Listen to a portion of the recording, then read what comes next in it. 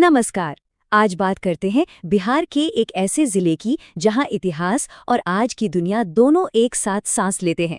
नाम है बेगूसराय। हाँ, आज की तारीख में तो बेगूसराय को सब बिहार की औद्योगिक राजधानी के तौर पर ही जानते हैं।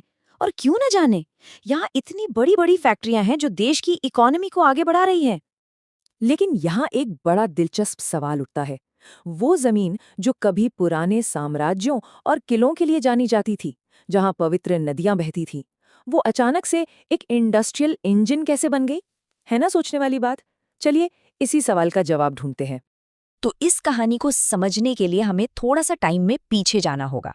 चलते हैं और देखते हैं कि इसकी जड़ें कितनी गहरी हैं। पता है, पुराने जमाने में ये इलाका कोई मामूली जगह नहीं थी।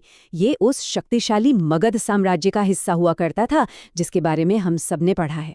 और साथ ही यहाँ पर मिथिला संस्कृति की भी गहरी छाप दिखती है। वैसे इसका नाम बेगूसराय कैसे पड़ा? इसकी कहानी भी बड़ी मजेदार है। कहते हैं कि कोई बेगू नाम का शख्स था जो यहाँ एक सराय चलाता था। सराय मतलब जहां मुसाफिर आकर रुकते हैं। तो बस बेगू की सराय बन गया बेगूसराय। कितना सीधा साधा और इतिहास से जुड़ा हुआ नाम है ना।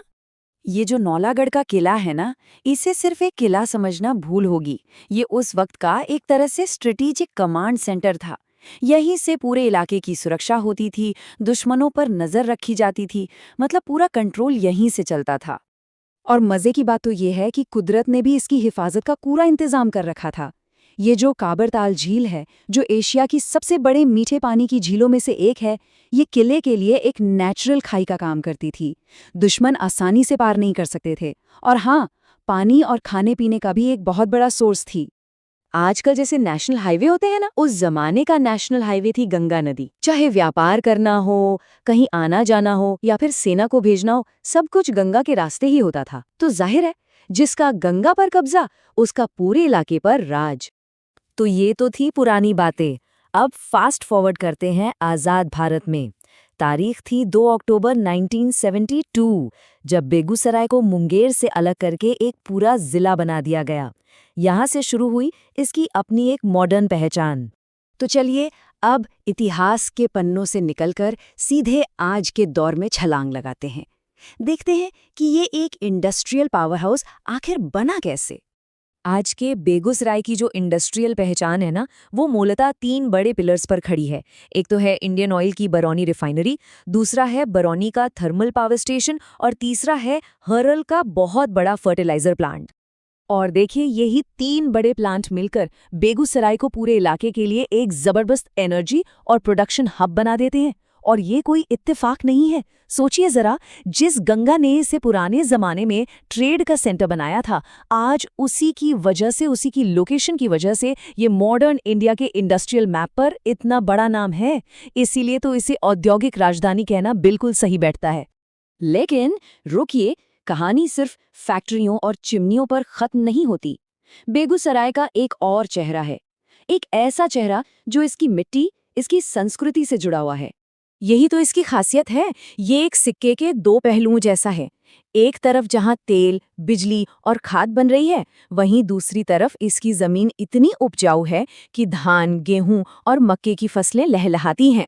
इंडस्ट्री और खेती दोनों साथ साथ।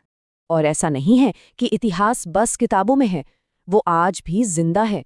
चाहे वो नौलखा मंदिर हो, जयमंगला गढ़ हो, या फिर वो सिमरिया घाट जहां हमारे महान कवि रामधारी सिंह दिनकर जी का जन्म हुआ था, मंसूर चक मस्जिद, ये सारी जगहें बताती हैं कि यहाँ की संस्कृति की धड़कन आज भी महसूस की जा सकती है।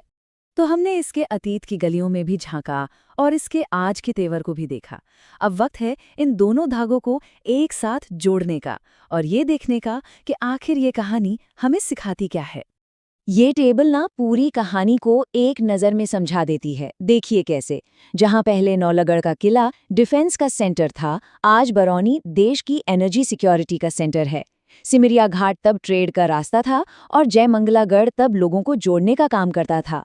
मतलब साफ है, वक्त बदला, ज़रूरतें बदली, लेकिन इन जगहों की जो स्ट्रेटेजिक इंपॉर्टेंस है वो आज भी कायम है।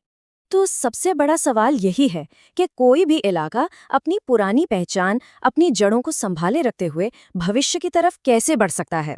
मुझे लगता है बेगूसराय की कहानी इसी सवाल का एक जीता जागता जवाब है।